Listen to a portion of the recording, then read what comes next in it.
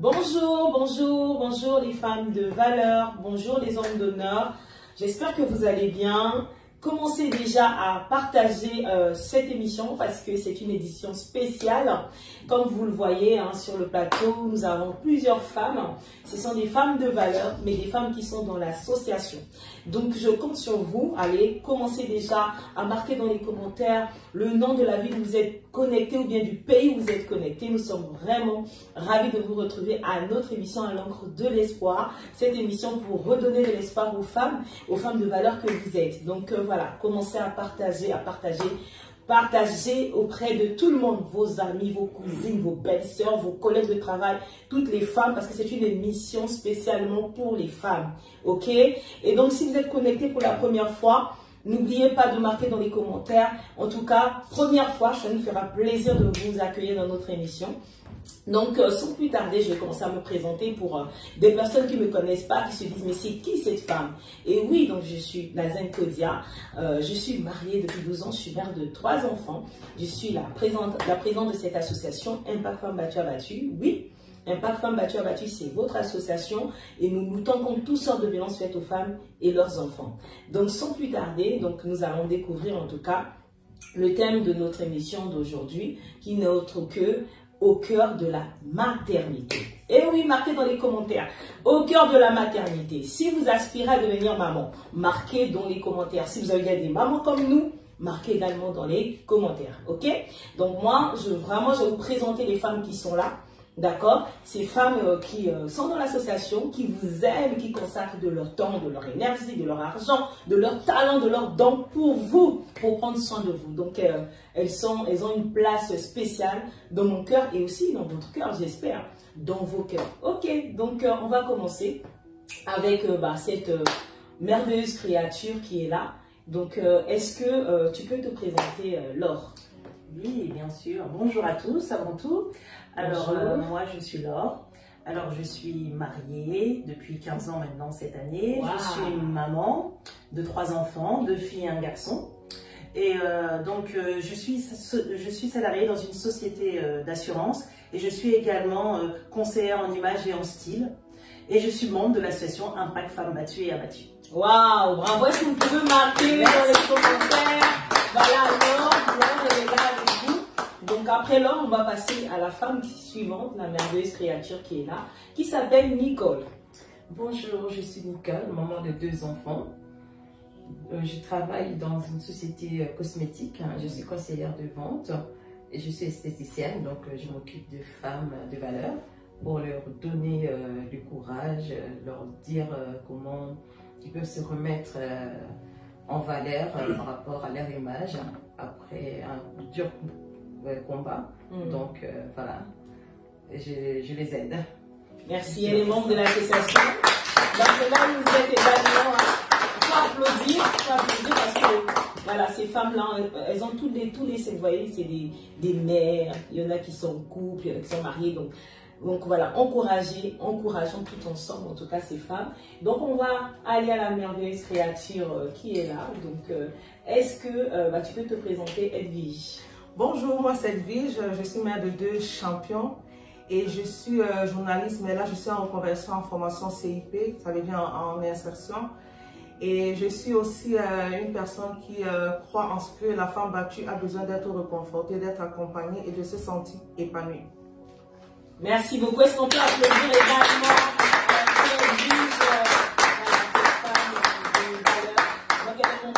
de l'association, donc vous l'avez compris. Donc la dernière femme, la créature qui est là, si merveilleuse. Merci. Bonjour à tous, je me présente, je suis Coralie, je suis maman de 2 petites princesses qui ont actuellement 5 ans et 3 ans. Et je suis membre actif de l'association Impact Femmes Battues et Abattues. Voilà, merci, on applaudit aussi pour Coralie. Elles sont belles, ces femmes. Elles sont belles comme vous. Donc, nous allons vraiment rentrer dans le vif de notre sujet, donc au cœur de la maternité.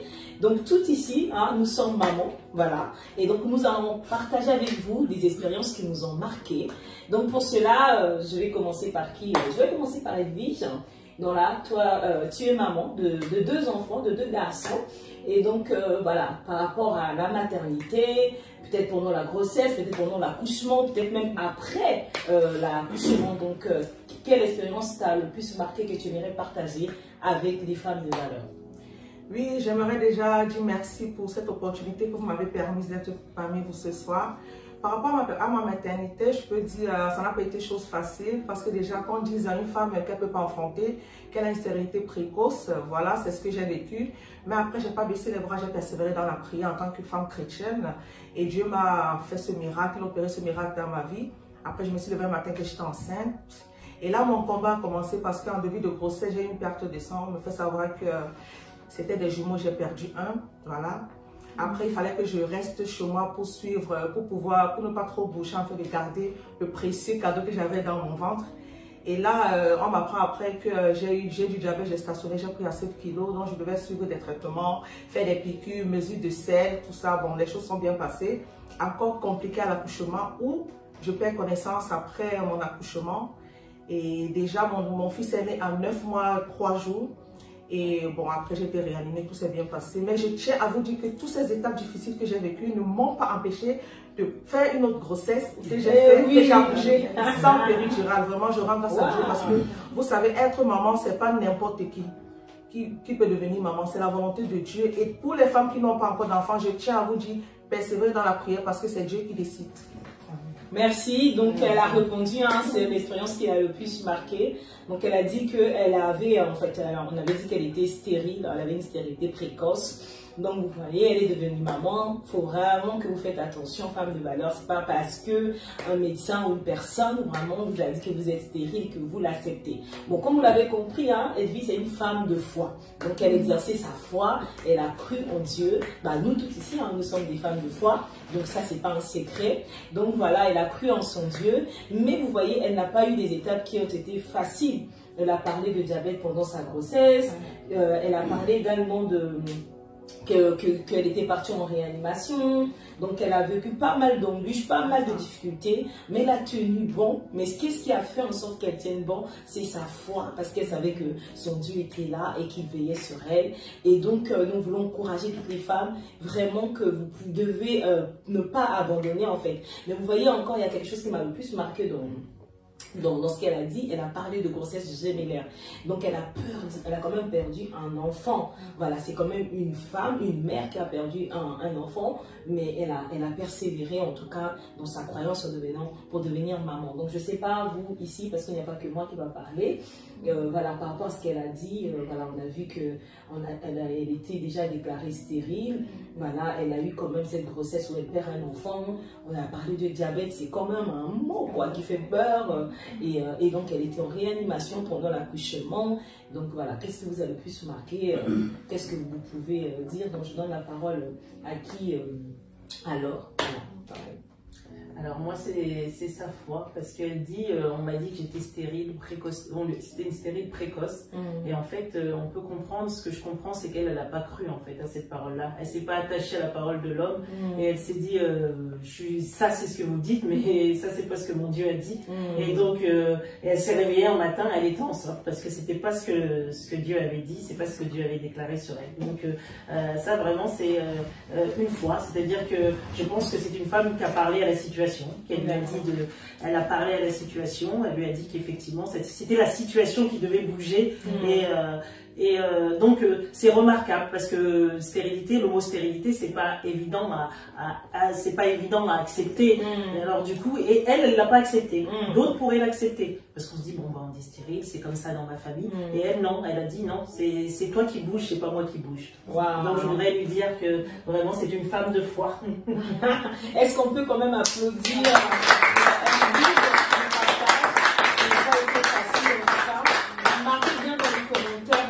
si ce partage de Edwige vous a touché, voilà, notez les points qui vous ont marqué. Si vous êtes aussi passé par ça, par la stérilité, par la grossesse gémellaire, vous avez perdu un enfant, ou bien par la réanimation après l'accouchement, voilà, le diabète, tout ça, une maladie, que pendant que vous êtes enceinte, marquez dans les commentaires, ça nous fera plaisir en tout cas de savoir aussi que voilà, il y a plusieurs femmes qui ont vécu les mêmes choses que nous et que ensemble nous pouvons encore aller plus loin, parce que franchement elle est mère de 2 enfants et nous envoyons tous nos bisous à tes enfants, vraiment merci pour ce partage.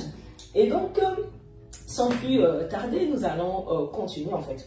Sans plus tarder, je voulais dire, on va juste continuer avec notre femme qui va nous partager aussi son expérience. Cette fois-ci, Coralie, est-ce que tu peux nous partager, parce que tu es maman de 2 filles, 2 merveilleuses princesses, et voilà, qu'est-ce que tu peux nous partager? Qu'est-ce qui t'a le plus marqué pendant soit tes 2 grossesses ou une de tes grossesses? Voilà, nous voulons tout savoir. Est-ce que vous voulez tout savoir? Si vous voulez tout savoir, marquez dans les commentaires, on veut tout savoir. Parce que Coralie, elle a pas mal de choses à nous partager.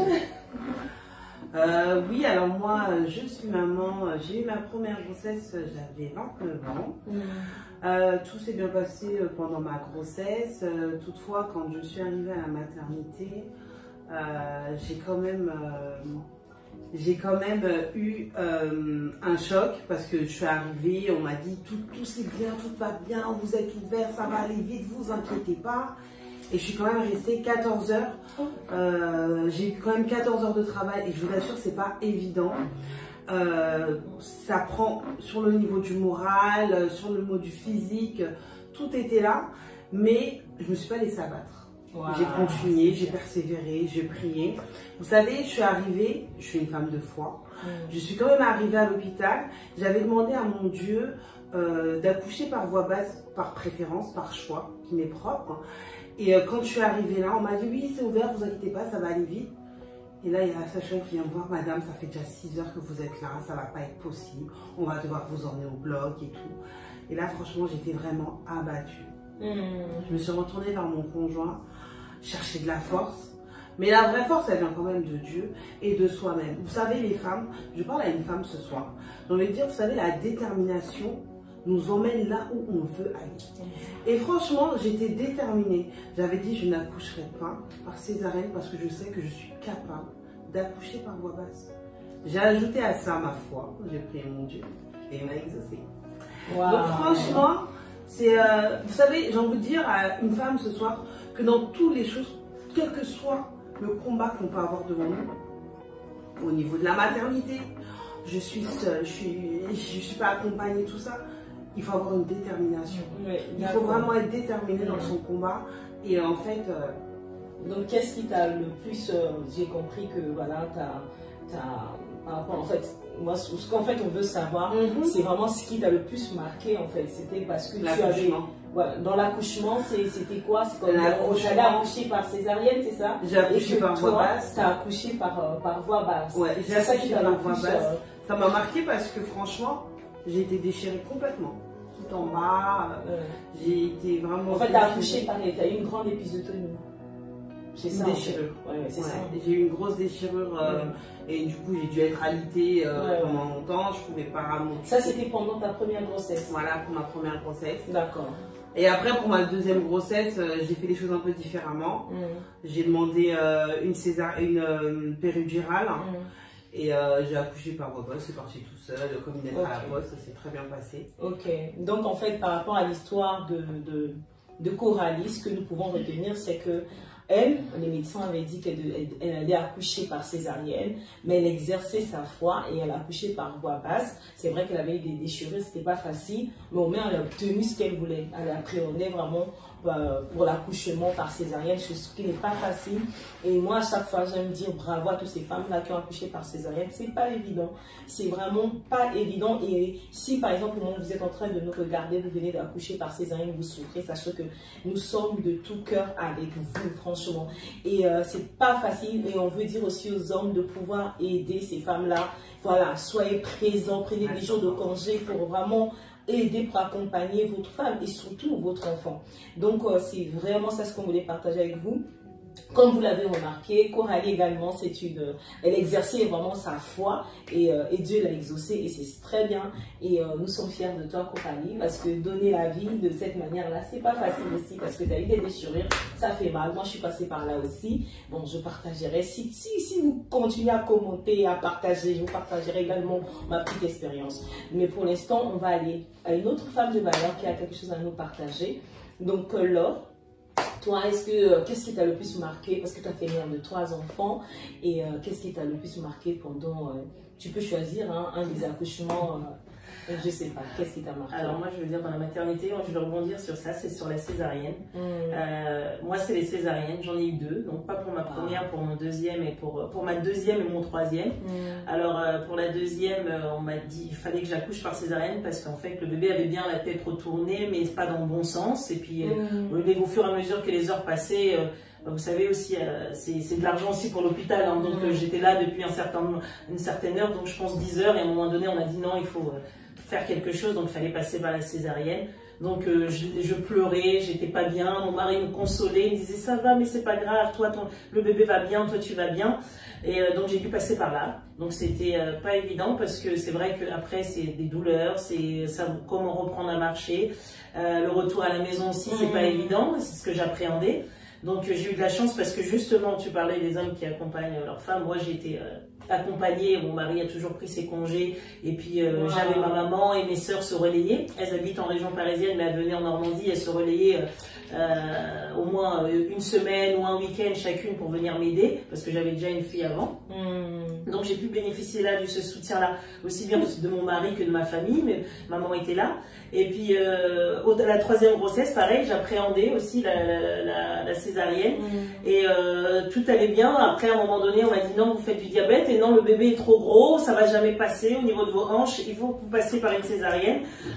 Et j'y ai pas cru en fait. Quand on disait j'y crois pas. Bon, j'avais le diabète, donc c'est aussi un peu un inconvénient. Et j'arrive à l'hôpital un petit peu 2-3 jours avant mon terme et le médecin qui était là de garde me dit non mais là vous avez pas, il n'y a pas de place pour qu'il passe, il faut que vous fassiez une césarienne. Donc mon mari était au téléphone à côté, je pense qu'il a appelé ses parents, il n'avait pas entendu que je devais faire une césarienne. Et donc moi j'appelle mes sœurs qui me disent non ça va aller, t'inquiète pas, tu vas avoir la césarienne, c'est pas grave, tu vas bien, l'enfant il va bien, il faut passer par là, tu passes par là, c'est pas grave, notre Dieu il est là. Mon mari qui rentre, il se dit mais qu'est-ce qui se passe? Il me voit en pleurs au téléphone, il me dit mais c'est pas grave, tu vas y aller, ça va bien se passer et tout ça. Donc je suis partie, comme on disait, détermination, on va au front en fait, on y va comme ça.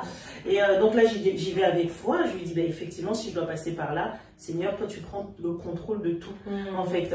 Et donc la césarienne s'est bien passée, ça se passe comme ça se passe, c'est une appréhension mais ça se passe comme ça se passe. Et donc c'est plus le retour à la maison, pareil là j'ai été encore entourée et j'ai trouvé que par rapport à ma deuxième grossesse, le retour a été moins compliqué, j'ai récupéré plus vite. C'est vrai que j'ai été entourée, mais j'ai récupéré plus vite. Et on oublie vite, mine de rien, en fait. Hein, quand on a l'enfant dans les bras, quand on doit s'occuper de l'enfant, c'est vrai que c'est dur de se relever, c'est vrai que c'est dur de marcher. Mais j'ai récupéré beaucoup plus vite que ma première césarienne. Et on va dire qu'aujourd'hui, c'est oublié. Donc c'est ce qui m'a marqué, en fait. Mes césariennes, en fait. Dans mes grossesses, c'est mes césariennes, en fait. Moi, en général, avant tout, qu'on applaudit, on puisse applaudir. Vous voyez, elle, pour son mari, c'est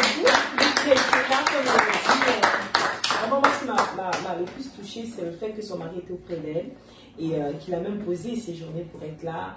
Et en fait, on veut dire vraiment bravo à tous ces hommes qui prennent soin de leurs femmes, qui sont là dans des moments de faiblesse, des moments où c'est très dur pour leurs femmes. Vraiment, vous êtes des hommes d'honneur. Et pour tous les hommes qui ne sont pas là, franchement, vous voyez, vous devez être là. Même si c'est difficile de se séparer de cette femme, vous avez vos raisons, on n'est pas là pour vous juger. Mais soyez au moins là le jour J, c'est très important parce que ça reste dans la vie de l'enfant et vous devez être là en fait. Un homme qui a enceinte une femme, le jour de son accouchement, sa place n'est pas au travail, sa place n'est pas dans les bras d'une autre femme, sa place n'est pas dans la rue, sa place est auprès de cette femme-là. Franchement, comme vous savez que vraiment la date présumée, en tout cas d'accouchement, ça s'approche. voilà, vous devez tout faire pour être là à côté et prendre des nouvelles, peu importe en fait ce qui peut arriver. Vous savez, il n'y a aucune personne qui sait qu'elle a mal fait, qui va demander pardon, même si on ne veut pas vous pardonner, mais vous avez fait un grand pas. Parce que je sais que derrière ça, il y a des hommes qui vont dire, mais moi j'ai demandé pardon et qu'elle n'a plus rien voulu savoir. Au moins vous l'avez fait, vous avez vraiment, Dieu a vu dans votre cœur le désir d'être là pour l'accouchement. Donc, en tout cas, merci beaucoup Laure pour ton histoire. Et on va passer à la dernière femme qui est Nicole. Nicole, tu vas nous partager en fait ce qui t'a le plus marqué pendant tes 2 accouchements. Ouais. Ce qui m'a plus marqué, c'est l'accouchement de mon fils. Donc, les déroulements, c'était comme si j'étais seule. Et pourtant, j'étais mariée, il y avait le papa qui était là. Il était là sans être là. J'ai dû quitter Paris pour aller faire l'accouchement en province, chez ma tante, parce que j'avais la tension qui montait et le médecin m'a conseillé d'aller dans un cadre plus familial qui pouvait m'apaiser.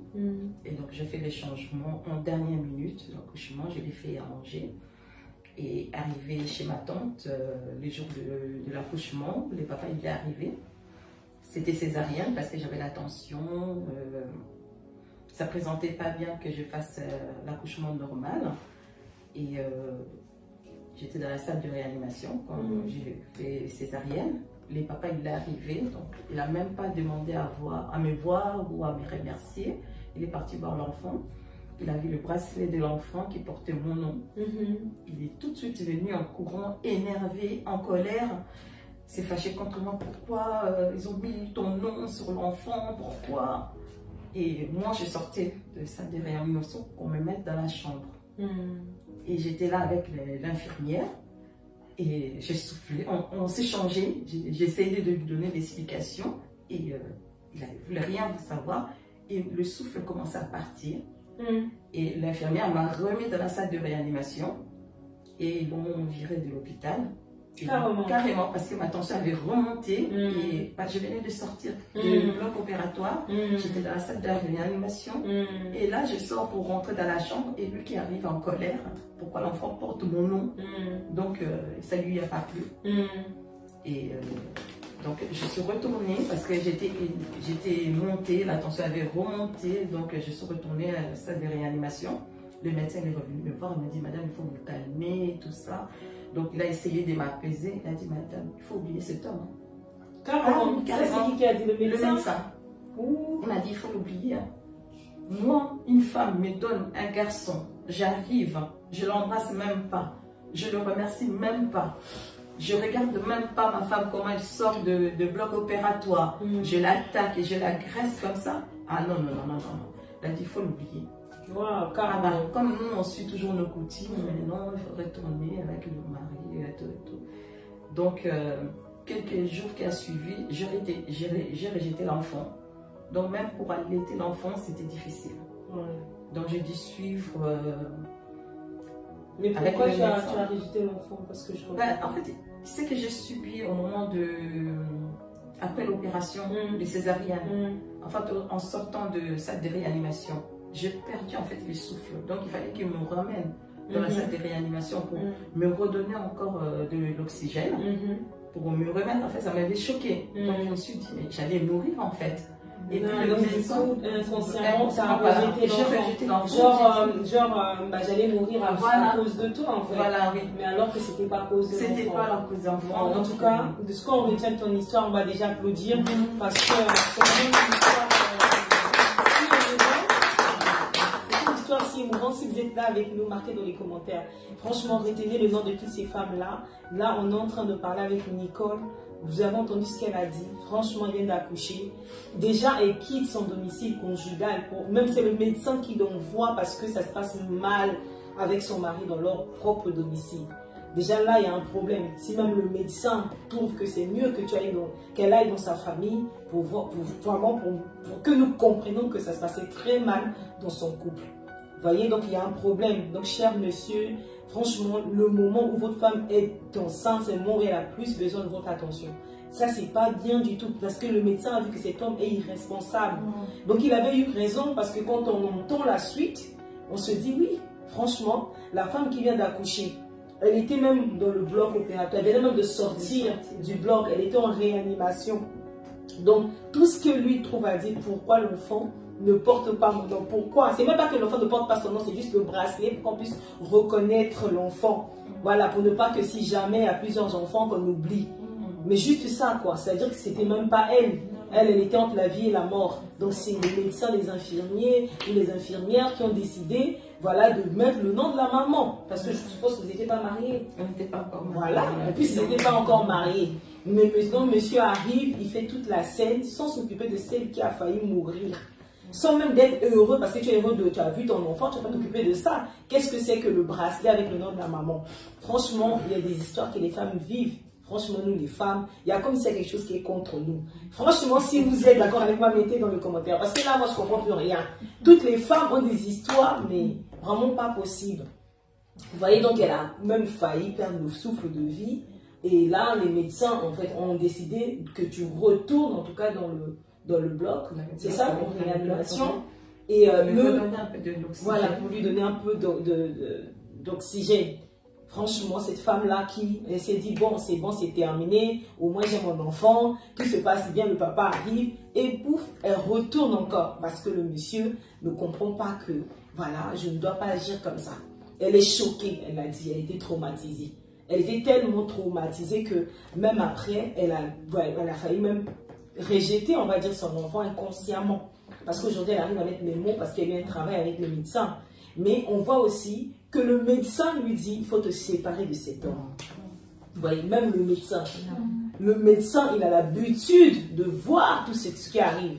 Ils ont l'habitude de faire accoucher les femmes. Donc, ils ont l'habitude de voir comment se comportent les vrais hommes. Est-ce que vous vous rendez compte? Les médecins, les sages-femmes, les infirmiers savent qui est un vrai homme.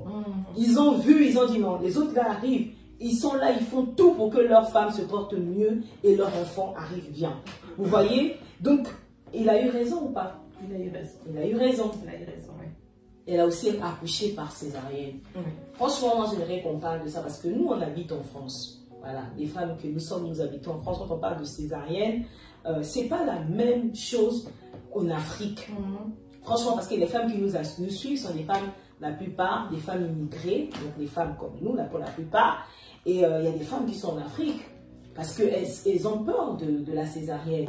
Accoucher en Afrique, c'est vraiment être... c'est vraiment comme si tu ne sais pas si tu vas t'en sortir. C'est comme si tu vas, mais tu ne sais pas. Voilà, plusieurs sont partis, ils ne sont pas... Voilà, c'est pas la même chose en fait. Nous, on est en Europe, la médecine, elle est beaucoup plus développée, avancée. Donc pour vous, les femmes qui êtes en Afrique, on pense à vous, on pense vraiment à vous. On n'insulte pas du tout l'Afrique. On ne dit pas que non, en Afrique, la médecine est nulle et tout ça. On sait que petit à petit, vous allez y arriver. Donc je disais qu'ici en France, quand une femme va par exemple pour accoucher ou bien pour se soigner, quand une personne y va à l'hôpital, le plus important, la priorité, c'est de sauver la vie. C'est pas donner d'abord de l'argent, mais c'est déjà sauver la personne. Donc c'est déjà pas la même chose du tout. Donc on est là dans deux courants différents en fait. Donc ce qu'on veut dire aux femmes, vous êtes là, vous appréhendez, vous ne savez pas comment ça va se passer. Comme vous l'avez compris, nous sommes toutes ici des femmes croyantes, des femmes de foi. Donc croyez vraiment à Dieu qui donne la vie, qui vous a donné ce privilège-là de porter la vie et qui sera là aussi pour vous, pour en faire en sorte que vous tenez votre enfant ou vos enfants si vous êtes enceinte des jumeaux ou des jumelles. Donc c'était ça notre pensée pour vous rassurer, pour vous dire que voilà, qu'on est de tout cœur avec vous, avec toutes les femmes qui sont enceintes, qui ne savent pas comment ça va se passer, ou à toutes les femmes qui n'ont pas eu un bon accouchement, comme moi par exemple, parce que voilà, toutes ces femmes ont partagé leur expérience. Moi, ça a été aussi, ça s'est mal passé. J'ai pas appris les cours d'accouchement, de préparation à l'accouchement. J'ai accouché par épisiotomie. Je voulais pas allaiter. On m'a forcé, on m'a dit qu'il fallait allaiter. L'enfant n'allaitait pas. C'était vraiment difficile. Moi, j'ai passé plus de temps à l'hôpital que les femmes qui accouchent par césarienne. Ça s'est très très mal passé. Mais à ma prochaine grossesse, j'ai fait autrement. J'ai pris le temps, en tout cas, de me préparer. Ça s'est très bien passé mes 2 dernières grossesses. Donc voilà. Donc on est de tout cœur avec avec vous, on vous aime. Donc on est presque arrivé à la fin de notre émission. Je voudrais déjà dire merci à toutes les femmes qui sont ici, hein, ces femmes de valeur. Voilà, marquez bien dans les commentaires, hein, en tout cas ce qui vous a le plus marqué. Marquez dans les commentaires si vraiment tout ce que nous vous disons vous touche aussi. Donc on est ensemble avec vous. Donc avant de vous séparer, je vais laisser la parole à chacune de ces femmes. Donc Coralie, un mot de la fin, en tout cas pour une femme qui peut-être aspire à devenir maman ou bien qui est enceinte, voilà, ou bien qui est déjà maman. Comme je disais tout à l'heure, le petit mot de la fin, je dirais force, persévérance et ténacité. Merci beaucoup Coralie. Et Edwige? Oui, je voulais encourager les femmes qui ont des problèmes d'accouchement, des femmes à qui on dira à l'hôpital qu'elles sont stériles, juste qu'elles persévèrent dans la prière et qu'elles sachent que c'est de Dieu tout dépend et non des hommes. Merci beaucoup Edwige. Vous aussi, hein, marquez dans les commentaires. Merci Coralie, merci Edwige. Et donc la prochaine femme, donc c'est Nicole. Un mot de la fin. Encourager les femmes qui passent la maternité seules ou qui accouchent seules sans la présence du papa, que Dieu est avec eux et Dieu ne les abandonne pas, de garder la foi et garder le courage. Merci beaucoup.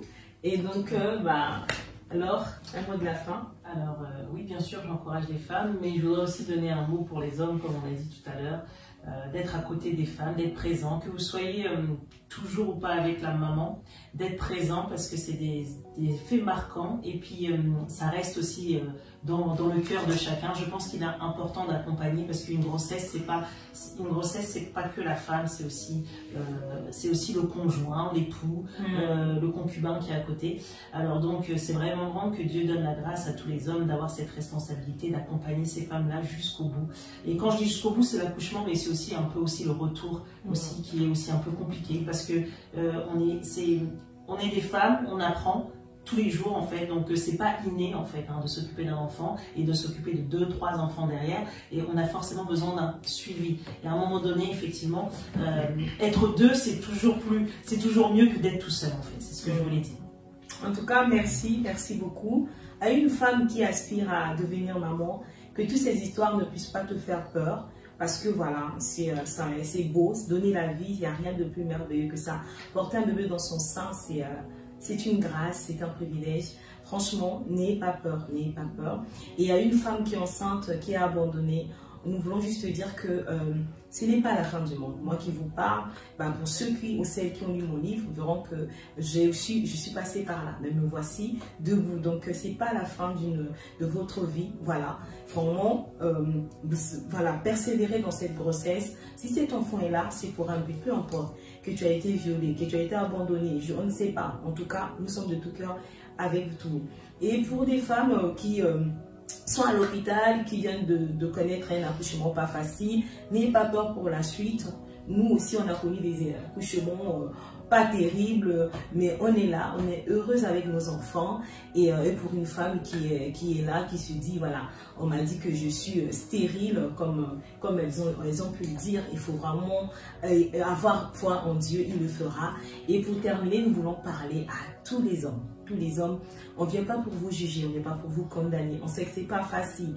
Pour un homme qui est loin de la maman de son enfant, pour un homme qui ne veut plus, en tout cas, continuer la vie avec cette femme-là qui porte son enfant, vraiment, il faut faire des bons choix dans la vie, être responsable. Pensez à votre enfant. Parce qu'en tant qu'enfant, on aimerait bien qu'un jour qu'on dise oui, les parents ne s'aimaient plus, mais papa était là. Vraiment, vous devez être là. Et si vous êtes toujours ensemble, en couple, comme moi je suis avec mon mari, comme Laure est là avec son mari, mais vraiment les enfants ne sont pas que les enfants de la maman. Soyez présents dans la vie de vos enfants, accompagnez vos enfants, soyez un bon père, mais aussi un bon mari pour vos femmes. Donc voilà, c'était pour vous cette émission, pour vous les femmes de valeur, parce qu'on vous aime, parce que tout ce qui vous concerne, nous concerne également. Et donc voilà, partagez cette émission et nous vous envoyons tous nos bisous. Tous nos bisous, nous vous aimons et puis on reviendra très prochainement. C'était votre émission spéciale, vraiment au cœur de la maternité avec toutes ces femmes de valeur.